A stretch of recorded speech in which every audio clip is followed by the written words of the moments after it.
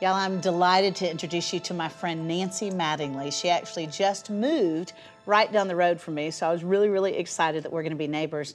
But you moved here from Houston, Texas. I did. And you just retired from a job that I think a lot of these people will be interested in. What did you do? I got to have the privilege of working correspondence for Living Proof Ministries, which is Beth Moore. So I worked in that office for how long? almost 2 decades. I mean, you which for was a 20 long years, time. you were the scaffolding of that ministry. It was so if a any of you privilege and a have written a blessing. letter to Beth Moore, you probably got a letter back or an email back from Nancy Mattingly. I always say you're kind of the sweetest voice of Beth. I've read some of the things you've written. It's just beautiful ministry. She's a real blessing. And yeah, we are having you this story is part of a series that we're calling More Stories of Unlikely Joy, because we're doing a Bible study on Job that you came to the Franklin Theater and sat through. Every time I looked at your face, I couldn't help but grin. You know, Job's story is a story of such unlikely joy because he went through just unbelievable trauma and yet found the presence of God in the midst of suffering. Toward the end of this study, I wrote something about the raw agony of grief. Job experienced it. You have experienced what is, in my opinion, the rawest of agonies for a mama. Would you tell that part of your story? Yeah. Well, we just 4 years ago, we just had the anniversary. We lost our firstborn son. He was 32 years old. That's hard, but even harder is that he took his own life. So that made it. It just compounds the layers of difficulty and agony around the grief. Yeah. He was a rock star in so many areas of his life and extreme lover of everything outside and the great outdoors. And he had great people that admired him and respected him, but he just wasn't totally well mentally. And one of the things I think went wrong is he isolated himself, and I think that was definitely something that if anybody is having trouble, they need to get with their people, and they need to believe their people and not isolate. Right. But we got word of that.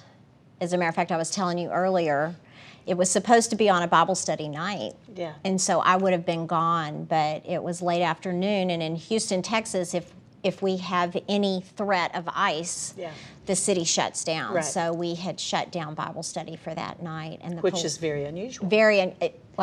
I don't believe it had ever happened in prior. Like 20 years of ministry. And by the way, the ice never came. So that was intriguing to me. But it was one of those things that made me know that the Lord was near. Yeah. Because I was home with my husband when the police came to tell us. And that agony is unparalleled because it is as a mother, as a parent, it's your worst nightmare.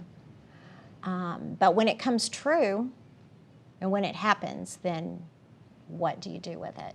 I want to know who was a marvelous comforter to you. What did you have? I know you've talked about how Beth sat with you and loved you so well in that. But share a couple more stories of people who did not heap shame on you, which is ludicrous. Right. That their shame has anything to do with a death. That's just not so not in keeping with God's word. Share some marvelous comforters, some people who came alongside and you thought, boy, that was Jesus with skin on. Right. I think the ones that ministered to me the most were the ones that were there physically, or who brought something necessary. And like you said, just the ones that came and just sat didn't with you. ask anything of me. They didn't want to hear what happened. They didn't want to try to figure it out for me, but they just wanted to be with me. Now that was profound, what you just said. They didn't try to figure it out for me. Because I do see that most of us, when we see something that is just unimaginable, some horrible grief, we want to find answers. Right, and we're you fixers. Said, yes, we're fixers. You said something very powerful about not getting answers before we came on camera. What did you say about that? I thought, boy, that. I don't remember. Oh, goodness. But we didn't we didn't get any answers. Yeah. I mean, after all this time, 4 years, Yeah. we have no more answers. It's what you said. It was what you said to than your we husband. It's what did. you said to Mitch when he said, "I just don't understand." We're not going to. We're not going to understand. We're just not going to. Yeah. And can you live with that tension Yeah. of loving Jesus with all your heart and not having your questions answered? And it is a tension. Like, and it's not just a question. It's my son. Yeah. And so the answer is yes, you can live in that. And not only that, you can live in it with joy, not because I'm that great a person, but because Jesus is that great a Jesus. Yeah. God is that great a God. Yeah. He is. And he does things in us that are literally impossible. Yeah. Like Yeah. sitting here in your beautiful place on film. I hate that.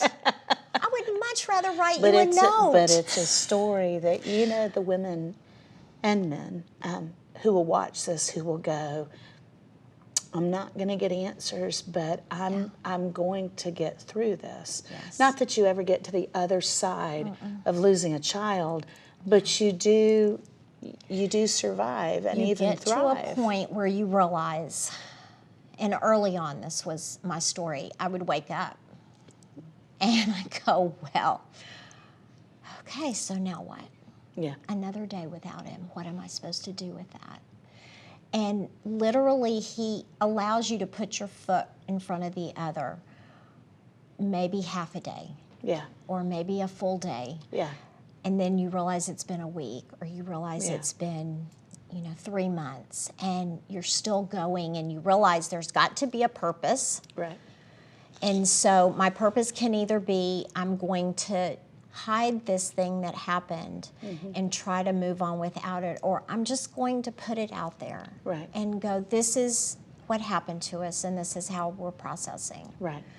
And, the Lord ministered a lot in his word to me, not only afterwards, but before. I think it's really important to be, I kind of see it like pasta loading for a marathon, but word loading. I mean, I you love are that. literally, The pasta loading part especially speaks I to love me. the pasta too, but you're literally feeding on the word Yeah. for every day, and you don't know, and I don't want to scare anybody, but things Right. happen, Right. and we don't know. No. And that day in January in 2014, I was totally hit, blindsided by Yeah. what happened. But God's word was still in me, and it was still speaking. And when I would say what or why or how, he would go, I am that I am. He would go, my love for you is always. He would go, everlasting to everlasting, deep calls to deep. He would remind me of his faithfulness. He would remind me he was there and would never leave me. Yeah. And so I would hear that in my head, and I would know that in my spirit. He's here because I'm sitting up. I'm breathing. Right. So it's true. I get to say it's all true